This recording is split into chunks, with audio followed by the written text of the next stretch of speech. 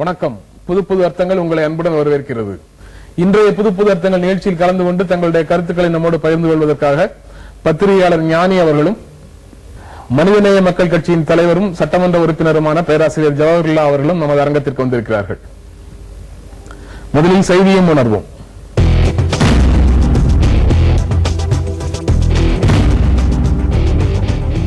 உள்ளாட்சி தேர்தல் வெற்றி, ஆட்சிக்கு நற்சான்றிதழ், ஜெயலலிதா பெருமிதம். 5 மாத ஆட்சிக்கு மக்கள் கொடுத்த நற்சான்றிதழ் அப்படின்னு சொல்லி முதலமைச்சர் சொல்றாங்க.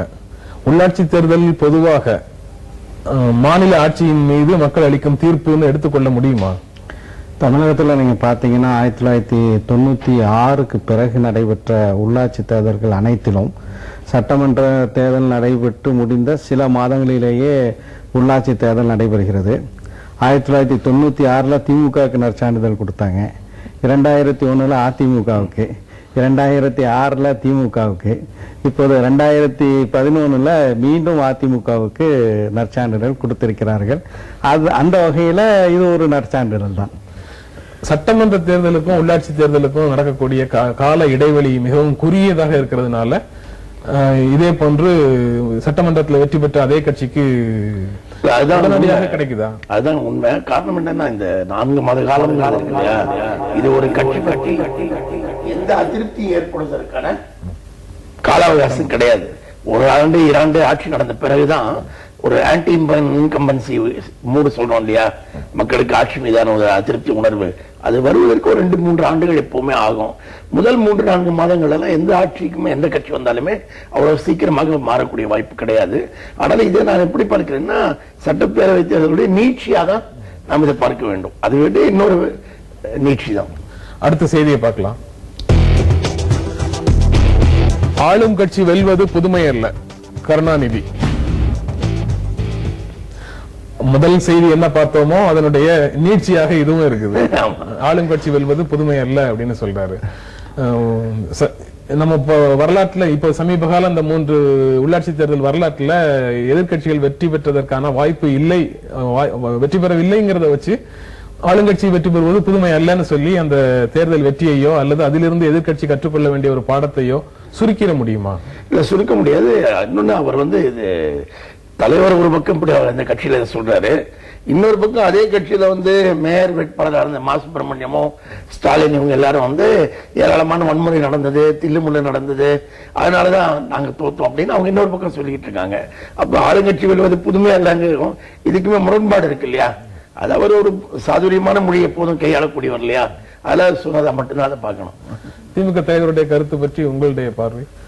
இல்ல, அவர் வரலாற்று ரீதியாக நம்ம பார்க்கும்போது நான் ஏற்கனவே குறிப்பிட்டது போல ஆளுங்கட்சி தான் உள்ளாட்சி தேர்தலில் பெரும்பகுதியான இடங்கள்ல ஜெயிச்சிருக்கு. அதை வைத்து இந்த கருத்தை சொல்லி இருக்கிறாருங்கிறது தான் நான் என்னுடைய கணிப்பு. சட்டமன்ற தேர்தலினுடைய குறுகிய காலத்திற்கு பிறகு இது நடக்கிறதுனால ஆளுங்கட்சியை ஜெயிக்குதுங்கிறது அவர் சொன்னதுல ஒரு பொருளாக எடுத்துக்கலாம். இன்னொரு புதைந்திருக்கும் இன்னொரு பொருள் பற்றி இடைவேளைக்கு பிறகு நம்ம பேசலாம். என்ன அவர் உரை எழுதக்கூடிய எல்லாவற்றுக்கும் இப்ப அவர் பேச்சுக்கு உரை எழுதுற மாதிரி இப்ப அடுத்த செய்தியை பார்க்கலாம். உள்ளாட்சி தேர்தல் முடிவுகள் எதிர்கால வெற்றிகளுக்கு நம்பிக்கை அளிக்கிறது, வைகோ. சட்டமன்றத்தில் இடம் இல்லாத நிலையில உள்ளாட்சி தேர்தல் மீது வைகோ மிகுந்த நம்பிக்கை வச்சிருந்தார். ஓரளவுக்கு அவர்கள் மகிழ்ச்சி அளிக்கக்கூடிய ரிசல்ட் வந்திருக்கிற மாதிரி தான் தெரியுது. அதனால எதிர்காலம் சிறப்பாக இருக்கிறதுன்னு மறுமலர்ச்சி திமுக சொல்லுது. அவர் சொல்ற அதே மாதிரியான கருத்து உங்களை போன்ற கட்சிகளுக்கும் பொருந்துமா? நிச்சயமாக பொருந்தும். சகோதரர் வைகோ அவர்களுடைய கருத்து உண்மையானது. ஏனென்றால் சென்ற சட்டமன்ற தேர்தலில் மதிமுக தேர்தலிலே பங்கு கொள்ளவில்லை. மதிமுக என்பதே இல்லை, அதில் ஒரு பெரிய சக்தி இல்லை என்றெல்லாம் சொன்னார்கள். அந்த விமர்சனங்களை எல்லாம் தவிடுபடியாக்கக்கூடிய வகையில் இந்த தேர்தலில் நீ சொல்ல போனால் பெரும்பாலான கட்சிகள் பணத்தை அதிகமாக செலவழித்து இந்த தேர்தலில் வாக்காளர்களுக்கு பணமெல்லாம் தாராளமாக கொடுக்கப்பட்டது. அதுல எங்களை போன்ற இடதுசாரிகளை போன்ற மதிமுக போன்ற சில கட்சிகள் தான் வாக்காளர்களுக்கு பணம் கொடுக்காமல் வெற்றிகளை பெற்றிருக்கின்றோம். அந்த அடிப்படையில் வைகோ அவர்களுடைய கருத்து சரியான கருத்து. அதே போன்று நாங்கள் தனியாக போட்டியிட்டு மனிதநேய மக்கள் கட்சி போட்டியிட்டு ஏறத்தாழ 16 நகரமன்ற வார்டுகளிலும் 36 பேரூராட்சி மன்ற வார்டுகளிலும் இது தவிர ஒரு 10 உள்ளாட்சி மன்ற தலைவர் பதவிகளிலும் ஒரு 30 உள்ளாட்சி மன்ற வார்டுகளிலும் நாங்கள் போட்டியிட்ட இடங்களிலே சுமார் 20% இடங்களை மனிதநேய மக்கள் கட்சி தனித்து இந்த வாக்காளர்களுக்கெல்லாம் பணம் கொடுக்காமல் கொடுத்தது ஒரு நம்பிக்கையை தந்திருக்கின்றது. பெரிய கட்சிகளுக்கு கிடைத்த வெற்றி தான் வந்து பிரபலமாக வெளியில தெரியுது. அதற்கு உள்ள இப்போ பேராசிரியர் சொன்னதை போல சிறு கட்சிகளுக்கு உண்டான ரோல் வந்து உள்ளுக்குள்ள இருக்கு. இல்ல, சிறு கட்சிகளுக்கான பங்கு எப்பவுமே இருக்கு. காரணம் என்ன, இது மிக மிக அடிமட்டத்தில் நடக்கக்கூடிய தேர்தல். அதனால உள்ளூர்ல அந்த கட்சியுடைய வேட்பாளர் வந்து மக்களோட ஏற்கனவே வேலை செய்பவராக பழகியிருப்பவராக அவருக்கு உள்ளூர்ல ஒரு செல்வாக்கும் மதிப்பு இருக்கக்கூடியவராக இருந்தால் சிறிய கட்சியா இருந்தாலும் கூட அந்த வேட்பாளர் ஜெயிக்கக்கூடிய வாய்ப்பு உண்டு. அந்த வாய்ப்பு பல இடங்களில் பயன்படுத்தியிருக்காங்க. எனக்கு நண்பர்கள் கொடுக்கக்கூடிய தகவல்கள் படி பார்த்தீங்கன்னா மதிமுக பல இடங்களில் நல்ல வேட்பாளர்களை நிறுத்தினார்கள். இந்த முறை அவர்களுக்கு அது மிகப்பெரிய சாதகமாக அமைந்த அம்சம்னு மதிமுக பொறுத்து மட்டும் குறிப்பிட்டார்கள். அவர்கள் வேட்பாளர்களுடைய தனிப்பட்ட தரம் வந்து மதிமுகவுக்கு சாதகமாக இருந்த அம்சம் என்று குறிப்பிடப்பட்டிருக்கிறது. அடுத்த செய்தியை பார்க்கலாம். முதன்முறையாக சென்னை மாநகராட்சியை கைப்பற்றியது அதிமுக. இது ஒரு முக்கியமான செய்தி. ரிப்பன் பில்டிங்குள்ள மேயராக அதிமுக இப்பதான் போறாங்க. நல்ல ஆட்சி, தூய்மையான ஆட்சி, வெளிப்படையான நிர்வாகம் அப்படின்ற பல விஷயங்களை பிரச்சாரத்தின் போது அதிமுக சொல்லுச்சு.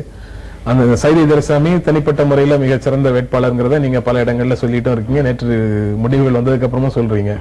சோ பிரச்சாரத்தின் போது சொன்ன விஷயங்கள் நடைமுறைப்படுத்தப்படும் அப்படிங்கிற நம்பிக்கை உங்களுக்கு இருக்கா?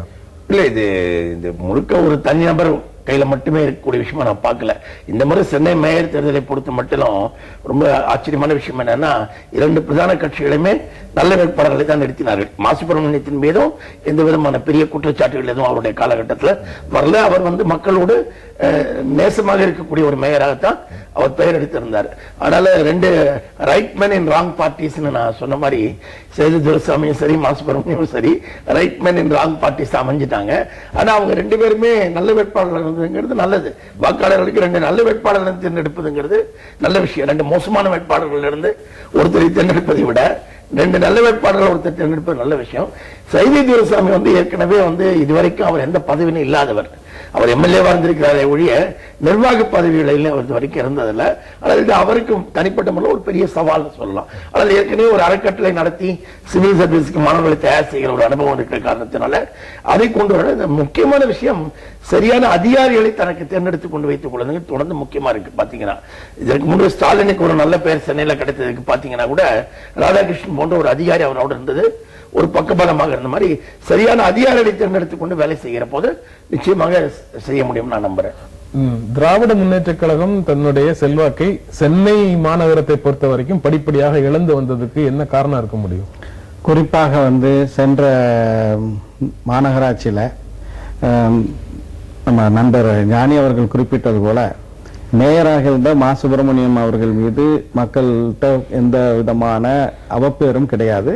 ஒரு சிறந்த முறையில மாநகராட்சியை நிர்வாகம் செய்தார் என்ற நல்ல பேர் தான் இருக்கின்றது. ஆனால் திமுகவினுடைய கவுன்சிலர்கள் செய்த அடக்குமுறை, அராஜகம், கட்ட பஞ்சாயத்து, சாதாரண மக்களை மிரட்டுதல், இது வந்து சென்னை மக்களை மிகப்பெரிய அளவில் பாதித்தது. அதனுடைய வெளிப்பாடாகத்தான் சட்டசபை தேர்தலில் மிகப்பெரிய தோல்வியை வந்து சென்னை வாழ் மக்கள் திமுக கூட்டணிக்கு கொடுத்தார்கள். அதனுடைய தொடர்ச்சியாக இப்போது மாநகராட்சி தேர்தலிலையும் அதிமுக கூட்டணிக்கு வாக்களித்திருக்கிறார்கள். அதே போல அதே நேரத்தில் தோழர் ஞானி அவர்கள் குறிப்பிட்டது மாதிரி அதிமுகக்கான வாக்கு ஒரு பக்கம் இருந்தாலும் முதல் முறையாக ஒரு சிறந்த மேயரை, ஒரு பண்பாளரை, எதிர்கால சந்ததியினர்களை பற்றி கவலைப்படக்கூடிய ஒருவரை வேட்பாளராக அதிமுக நிறுத்தும் போது கட்சிகளை கடந்தும் தோழர் சைதை துரைசாமிக்கு வாக்குகள் வந்திருக்கின்றது. பேரரசர் சொன்னது ரொம்ப முக்கியம். என்னன்னா, சட்டப்பேரவை தேர்தலில் திமுக பெரிய அளவில் தோல்வி அடைவதற்கு காரணமே அவருடைய கீழ்மட்ட பிரதிநிதிகள், கவுன்சிலர்கள், வார்டு உறுப்பினர்கள், அவர்கள் நடத்தி வந்த அராஜகங்கள் சேர்ந்துதான் சட்டப்பேரவையிலேயே திமுக அடி வாங்கினதை பார்க்க வேண்டும். ஆனால் உள்ளாட்சியிலும் அது தொடர்ந்து நீடிக்கிறது பார்க்க வேண்டியது. நாம் தொடர்ந்து பேசலாம். புது புது அர்த்தங்கள் சிறிய இடைவெளிக்கு பிறகு தொடரும்.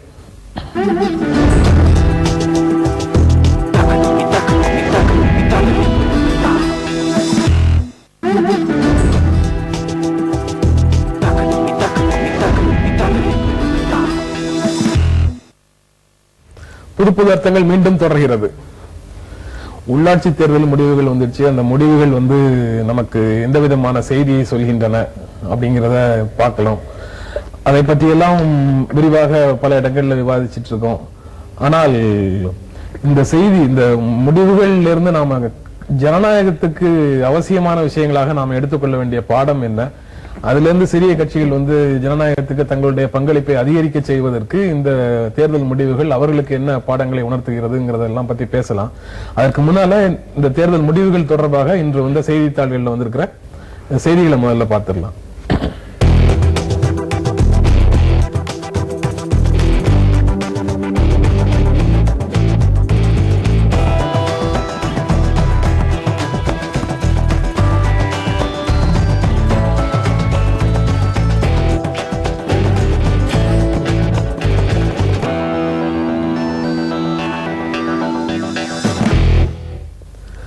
ஞானி, நிகழ்ச்சியினுடைய முதல் பகுதியில நம்ம பேசும்போது ஆளுங்கட்சி வெற்றி பெறுவது ஒன்றும் புதிதான விஷயம் இல்லை அப்படின்னு சொல்லும் போது எனக்கு தெரிந்த இன்னொரு பொருள், மாநிலத்தில் ஆளுங்கட்சியாக இருக்கிற கட்சிகளை உள்ளாட்சி அமைப்புகளுக்குள்ள தேர்ந்தெடுத்துட்டா நிதி பற்றாக்குறை போன்ற பல விஷயங்கள் இருக்காது, உள்ளாட்சியில எல்லாம் சுமூகமாக நடக்கும், அதனால ஆளுங்கட்சி வெற்றி பெறுறது ஒன்றும் புதிதானது அல்ல அப்படின்னு சொல்லி ஒரு கருத்து அதுக்குள்ள தெரியுது.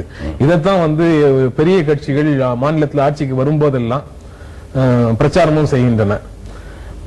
மத்திய ஆட்சியில இருக்கிறவங்க மாநிலத்துல வெற்றி பெறணும், அப்பதான் மாநிலத்துக்கு தேவையானது கிடைக்கும் அப்படின்னு சொல்லி பிரச்சாரம் செய்வது எவ்வளவு தூரத்துக்கு மாநில அதிகாரங்களுக்கு விரோதமானதாக இருக்கோ, அதே மாதிரி இது போன்ற பிரச்சாரங்களும் இது விரோதமாக தான் சந்தேகம் இல்ல. இந்த மாதிரியான ஒரு மிரட்டல் சொல்லணும், ஜனநாயகத்திற்கு கொடுக்கப்பட்ட மிரட்டல் தான். இந்த மிரட்டலை எப்படி எதிர்கொள்வது, அல்லது அந்த பெரிய கட்சிகள் இந்த போக்கை எப்படி மாற்றிக்கொள்ளும்? இல்ல, இதுல பெரிய கட்சிகள் இதுல திருந்துவார்கள் மாதிரி நம்பிக்கைலாம் எனக்கு இல்ல என்ன. ஆனால் நடைமுறையில பெருவாரியா இன்னும் என்ன கேட்டால் கட்சி அடிப்படை எடுத்துடலாம்ங்கிறது என்னுடைய கருத்து. உள்ளாட்சி தேர்தல்களை பொறுத்த மட்டும் கட்சி அடிப்படை தேவைப்படவில்லை. ஏன்னா கட்சியை போட்டி நல்ல வேட்பாளர்கள் நிறுத்திவிட்டு கட்சி சின்னம் இல்லாமல் அவர்கள் போட்டியிடலாம். அது ரொம்ப அவசியம் எனக்கு படுது. உதாரணமா நான் சென்னையிலே ஒரு தகவல் உங்களுக்கு சொல்லணும். தகவல் அறியும் உரிமை சட்டத்தின் கீழே சென்ற ஆண்டு மிகப்பெரிய ஒரு ஊழலை வெளிப்படுத்திய ஒரு வேட்பாளராக போட்டியிடுறாரு. முதலமைச்சர் வீட்டுமனை ஒதுக்கீடு இருக்குல்ல, அதுல நடந்த முறைகேடுகள் பூரா அம்பலமாகி அதை அடுத்து அதை ரத்து செய்யப்பட்டு விசாரணைக்கு உத்தரவிடப்பட்டு பெரிய அளவில் சென்ற ஆட்சியில அது நடந்தது. இதை வெளியில கொண்டு வந்தவர் ஒரு சாதாரண மனிதர், தகவல் அறியும் உரிமை சட்டத்தின் கீழே. இதே போல பல விஷயங்களை அவர் தொடர்ந்து செய்து கொண்டிருக்கக்கூடியவர். அவர் கருணாநிதி நகர்ல ஒரு வார்டுல போட்டியிட்டார்னா 5வது இடத்துல 300 ஓட்டு வாங்கி இருக்கிறார். பாத்தீங்கன்னா என்ன, அப்ப இப்படிப்பட்ட நல்ல தனிநபர்கள், மக்களுக்காக உண்மையிலே வேலை செய்யக்கூடியவர்கள் ஜெயிக்கக்கூடிய வாய்ப்பே இல்லாத ஒரு தேர்தல் முறையாக இந்த தேர்தல் முறை இருக்கு. ஆனால் உள்ளாட்சியில் அவர்களுக்கான வாய்ப்புகள் இருக்க வேண்டியிருக்கு. அப்ப கட்சி அடிப்படையை நீக்குவதுதான் அதுக்கு வழின்னு நான் நினைக்கிறேன். அது இன்னொரு விவாதத்துக்கு இட்டு செல்லக்கூடிய பொருளாக இருக்கு. ஆனா மாநிலத்தில் ஆட்சியில் இருக்கக்கூடிய கட்சிக்கு வாக்களிப்பதன் மூலமாக தங்களுக்கு தேவையான அடிப்படை தேவைகளை நிறைவு செய்து கொள்ள முடியும் அப்படின்னு மக்களை நினைக்கிறதுக்கு நம்ப வைக்கப்படுகிறார்கள். அந்த உள்ளுணர்வு, மக்களுக்குள்ள இருக்கிற அந்த உள்ளுணர்வு காரணமாக இருக்கலாம் இந்த வெற்றிக்குன்னு சொல்லி தலையங்கம் எழுதக்கூடிய அளவுக்கு அது மக்களிடத்துல நம்பிக்கையாக பதிவு செய்யப்பட்டிருக்கு. அது உண்மைதான். ஏனென்றால் நீங்க பாத்தீங்கன்னா அதிமுகவினுடைய தேர்தல் பிரச்சாரத்துல, அல்லது இப்ப அதிமுக சென்ற முறை திமுகவா இருக்கும், ஆளுங்கட்சி கட்சி இல்ல, ஆளுங்கட்சி எங்களுடைய ஆட்களுக்கு நீங்க போட்டாதான் மாநில நிர்வாகத்தோடு இணைந்து உங்க ஊரும் வளம் பெறும் என்று சொல்கிறார்கள். ஆனா உண்மையிலே நீங்க பஞ்சாயத்து ராஜ் சட்டத்தை படித்து பார்த்தால், அல்லது நகர்பாலிகா சட்டத்தை படித்து பார்த்தால் இந்த உள்ளாட்சி அமைப்புகளுக்கு ஏராளமான அதிகாரங்கள் இருக்கின்றது. அதே போல நீங்க திமுகவுடைய மேயர் வேட்பாளர் மா சுப்பிரமணியம் தன்னுடைய பிரச்சாரத்தில் கூட இதை எதிர்கொள்வதற்காக ஒன்றை சொன்னார். மாநகராட்சிக்கென்று தனியான வருவாய்கள் எல்லாம் இருக்கின்றது. ஆனா நீங்க எனக்கு ஓட்டு போட்டால் இந்த மாநகராட்சியினுடைய வளர்ச்சிக்கு நான் பாடுபடுவேன் என்றெல்லாம் பிரச்சாரம் செய்தார். அது உண்மை. ஆனா தேர்ந்தெடுக்கப்படக்கூடிய இந்த மக்கள் பிரதிநிதிகள் தங்களுடைய அதிகாரம் என்ன, சில பேர் செஞ்சிருக்காங்க. உதாரணமா நம்ம கூட்டம்பாக்கம் இளங்கோவுடைய முன்னுதாரணத்தை பார்த்தோம். அப்போ இதையெல்லாம் மக்கள்கிட்ட பெருமளவுல ஒரு விழிப்புணர்வை சிறிய கட்சிகளின் சார்பாக அல்லது எதிர்கட்சிகளின் சார்பாக தேர்ந்தெடுக்கப்பட்டிருக்கக்கூடிய உள்ளாட்சி மன்ற உறுப்பினர்கள் என்ன செய்ய வேண்டும் என்றால், தங்களுடைய அதிகாரம் என்ன, தங்களால் தங்களுடைய ஊருக்கு, தங்களுடைய பகுதிக்கு, வார்டுக்கு என்ன செய்ய முடியும் என்பதை எல்லாம் தெரிந்து அதை அவர்கள் நடைமுறைப்படுத்துவார்களே ஆனால் காலப்போக்கில் இந்த பிரச்சாரத்திற்கான ஒரு முற்றுப்புள்ளி வைக்கப்படும் என்று நான் கருதுகிறேன். அதுல பண ஒதுக்கீடு இருக்கு இல்லையா, உள்ளாட்சிகளுக்கு எவ்வளவு ஒதுக்கீடு செய்ய வேண்டும் சட்டத்தில் தெளிவா இருக்கு. அந்த ஒதுக்கீடு அதிகரிக்க வேண்டும்ங்கிறது இன்னொரு கோரிக்கை.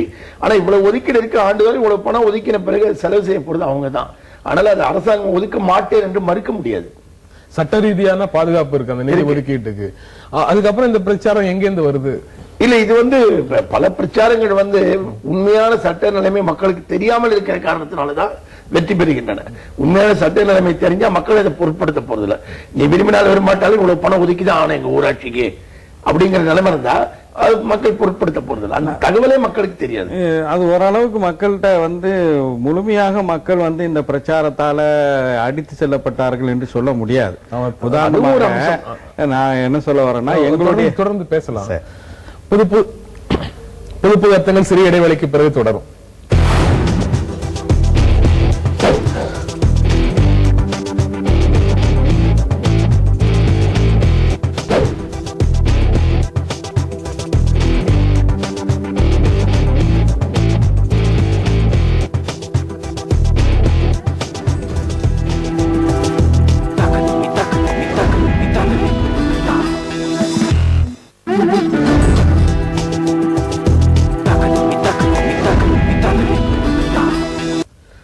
புது அர்த்தங்கள் மீண்டும் தொடர்கிறது.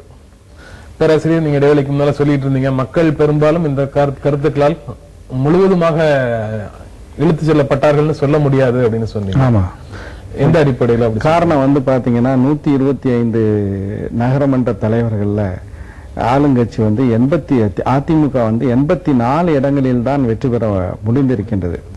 ஆளுங்கட்சி என்கின்ற ஒரு நிலை, ஆட்சிக்கு சாதகமான ஒரு சூழலையும் கூட அவர்களால் 90% 95% வெற்றி பெற முடியல. கோவை போன்ற ஒரு பெரிய மாநகராட்சியில மனிதநேய மக்கள் கட்சி ஒரு வார்டுல 86வது வார்டுல எங்களுடைய வேட்பாளர் சாதிக் அலி சுமார் 300 ஓட்டுகள் வித்தியாசத்துல அதிமுக திமுக எல்லா வேட்பாளர்களையும் தோற்கடித்து அவர் வெற்றி பெறக்கூடிய ஒரு சூழல் உண்டாயிருக்கு. அதனால மக்களுக்கு படிப்படியாக அந்த உள்ளாட்சி மன்ற உறுப்பினர்கள், நான் ஏற்கனவே குறிப்பிட்டது போல, தங்களுடைய ஒரு எம்எல்ஏக்கு இருக்கக்கூடிய அதிகாரத்தை விட ஒரு உள்ளாட்சி மன்ற தலைவருக்கும் கூடுதல் அதிகாரம் இருக்கு. அதை அவர்கள் சரியாக பயன்படுத்தினார்கள் என்றால் உண்மையிலே மக்களுக்கு சிறந்த முறையில் நல்லாட்சி உள்ளாட்சியில மலர்வதற்கான வழி பிறக்கும். பேராசிரியர் குறிப்பிட்ட மாதிரி பெரிய கட்சிகள், அதுக்கு அடுத்த லெவல்ல உண்டான கட்சிகள் எல்லாத்தையும் தாண்டி ஆரம்ப கட்டத்தில் இருக்கக்கூடிய ஒரு கட்சி வெற்றி பெற முடியும் அப்படின்றது ஒரு வார்டு ஒரு சில வார்டுகள்ல சாத்தியமாக இருந்ததுன்னா அது பரவலாக அதே போன்ற முடிவுகள் வருவதற்கான காலம் எப்போ வரும்? அது நம்முடைய கனவுகள்ல ஒண்ணு.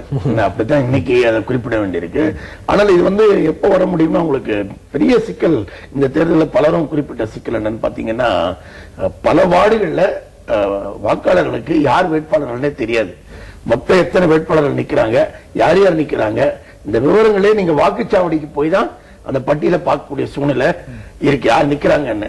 அப்ப இந்த இடத்துல என்ன, சிறிய கட்சிகளுக்கும் தனியாக நிற்கக்கூடிய தொண்டு நிறுவனங்களை அமைப்புகளை சேர்ந்த தன்னார்வ குழுக்களை சேர்ந்தவர்களுக்கும் ஆர்வலர்களுக்கும் தாங்கள் நிக்கிறோம் தெரியப்படுத்தவே சிக்கல் இருக்கக்கூடிய ஒரு சூழ்நிலை இருக்கு. இதுல ஒரு முக்கியமான ஒரு செய்தியை நான் சொல்ல விரும்புகிறேன். என்னன்னா, தேர்தல், இந்த உள்ளாட்சி தேர்தல் ஒப்பீட்டு அளவில் பார்க்கும்போது நம்முடைய மாநில தேர்தல் ஆணையம் சிறப்பான முறையில் நடத்திருக்கின்றது என்பதில் எந்த சந்தேகமும் இல்லை. நான் அவர்கள் மீது குறை சொல்லவில்லை. ஆனால் மக்களுக்கு உள்ளாட்சி தேர்தலில் எப்படி சட்டமன்ற தேர்தலில் இந்திய தேர்தல் ஆணையம் நடத்திய தேர்தல் மீது ஒரு நம்பிக்கை அதனால சென்னை போன்ற இடங்கள்ல படித்தவர்கள், இளைஞர்கள் என்று எல்லா தரப்பினர்களும் அதிகமான அளவில் வாக்களித்தாங்க. அதை இந்த முறை சென்னையில பார்க்க முடியல. 45 விழுக்காடு தான் வாக்குப்பதிவு நடந்திருக்கிறது. இதற்கு முக்கியமான காரணம் உள்ளாட்சி தேர்தலை நடத்தக்கூடிய தேர்தல் ஆணையத்தின் மீது மக்களுக்கு நம்பிக்கை ஏற்பட வேண்டும். அந்த நம்பிக்கை எப்படி ஏற்படும்னா, எனக்கு வியப்பாக இருக்கின்றது, இந்திய தேர்தல் ஆணையத்தின் கட்டுப்பாட்டின் கீழேயே ஏன் உள்ளாட்சி மன்ற தேர்தலை நடத்தக்கூடிய தேர்தல் ஆணையத்தை கொண்டு வரக்கூடாது? அப்படி வறுமையானால் நாம் நினைக்கக்கூடிய மாற்றங்கள் சீக்கிரமாக வரலாம். நீங்க சொல்ற மாதிரியான மாற்றங்கள், சீர்திருத்தங்கள் போன்ற விஷயங்களுக்காக பல காலமாக எல்லாரும் போராடிட்டு இருக்கிறாங்க. ஆனா மாற்றம் வந்து தவிர்க்க முடியாதது, வந்தே தீருங்கிற நம்பிக்கையோட நிகழ்ச்சியை நிறைவு செய்யலாம். இந்த நிகழ்ச்சியில கலந்து கொண்டு உங்களுடைய கருத்துக்களை பகிர்ந்து கொண்டதற்காக புது புது அர்த்தங்கள் நன்றி தெரிவித்துக் கொள்கிறது. மீண்டும் சந்திப்போம். நன்றி.